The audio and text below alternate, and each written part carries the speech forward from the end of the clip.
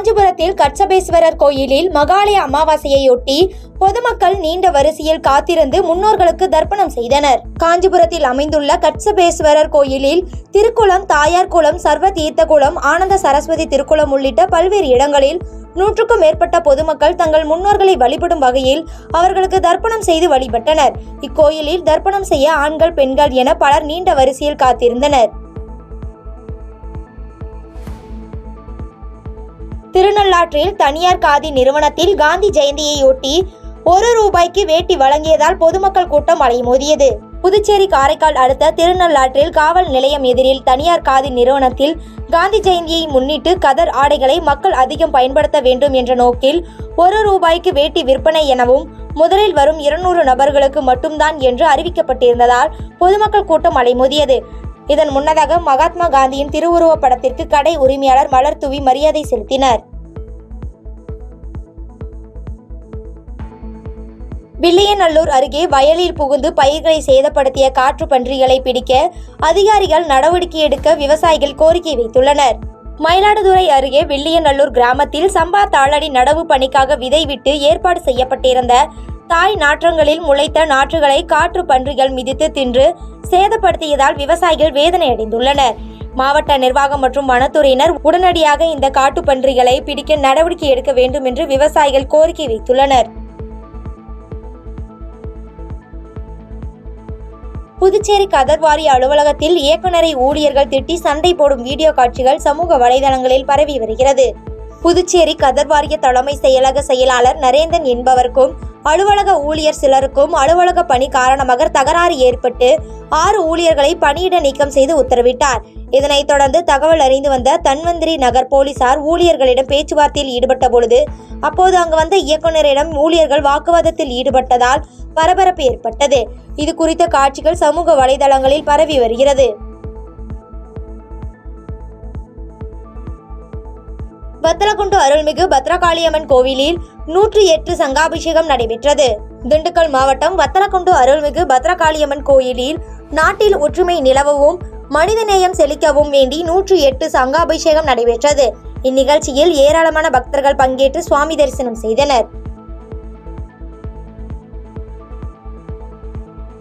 திருப்பூரைச் சேர்ந்த குகேஷ்குமார் மற்றும் சில்லறை விற்பனைக்காக கஞ்சாவை வாங்க இருந்த போடியைச் சேர்ந்த ஜோதி என்ற பெண் இருவரையும் போலீசார் கைது செய்துள்ளனர்.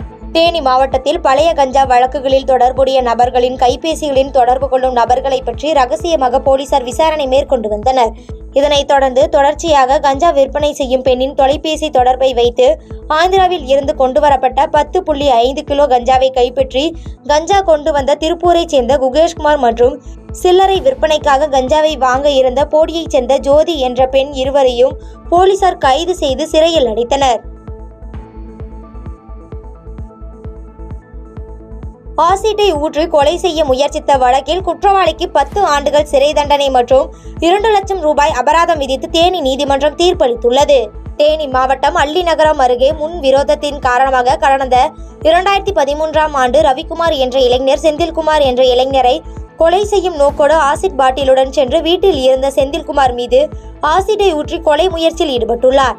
இது தொடர்பாக தேனி மாவட்ட ஒருங்கிணைந்த நீதிமன்றத்தில் உள்ள முதன்மை அமர்வு நீதிமன்றத்தில் தாக்கல் செய்யப்பட்டு வழக்கு விசாரணை நடைபெற்று வந்த நிலையில் குற்றவாளிக்கு 10 ஆண்டுகள் சிறை தண்டனை மற்றும் ₹2 லட்சம் அபராதம் விதிக்கப்பட்டுள்ளது.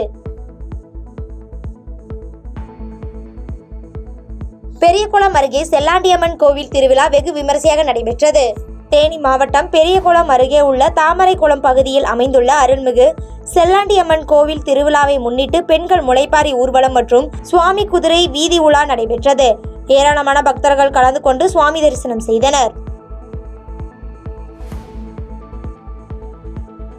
அவிநாசி மற்றும் அதன் சுற்றுவட்டார பகுதிகளில் கனமழை பெய்ததால் விவசாயிகள் மகிழ்ச்சி அடைந்துள்ளனர். திருப்பூர் மாவட்டம் அவிநாசி மற்றும் அதன் சுற்றுவட்டார பகுதிகளில் கடந்த சில நாட்களாக வெயிலின் தாக்கம் அதிகமாக இருந்து வந்துள்ளது. இந்த நிலையில் அவிநாசி மற்றும் அதன் சுற்றுவட்டார பகுதிகளில் இடி மின்னலுடன் கூடிய காற்றுடன் கூடிய கனமழை பெய்ததால் பொதுமக்கள் மற்றும் விவசாயிகள் மகிழ்ச்சி அடைந்துள்ளனர். கொளப்பாக்கத்தில் ஹெல்மெட் லுங்கியுடன் வந்து மோட்டார் சைக்கிளை திருடிச் சென்ற நபரால் பரபரப்பு ஏற்பட்டுள்ளது. செங்கல்பட்டு மாவட்டம் கொளப்பாக்கம் அருகே ராஜ்குமார் என்பவரது வீட்டில் இருசக்கர வாகனத்தை லுங்கி மற்றும் ஹெல்மெட் அணிந்தபடி வந்த மர்ம நபர் ஒருவர் திருடி சென்ற சம்பவம் அதிர்ச்சியை ஏற்படுத்தியுள்ளது. மேலும் இது குறித்து மாங்காடு போலீசார் வழக்கு பதிவு செய்து சிசிடிவி காட்சிகளை வைத்து விசாரணை மேற்கொண்டு வருகின்றனர். பாதகம் செய்பவரை கண்டால் நாம் பயங்கொள்ளலாகாது பாப்பா, மோதி மிதித்து விடு பாப்பா, அவர் முகத்தில் உமிழ்ந்து விடு பாப்பா. அண்மை செய்திகளை உடனுக்குடன் தெரிந்து கொள்ள இணைந்திருங்கள் இயம்நாடு தொலைக்காட்சியுடன்.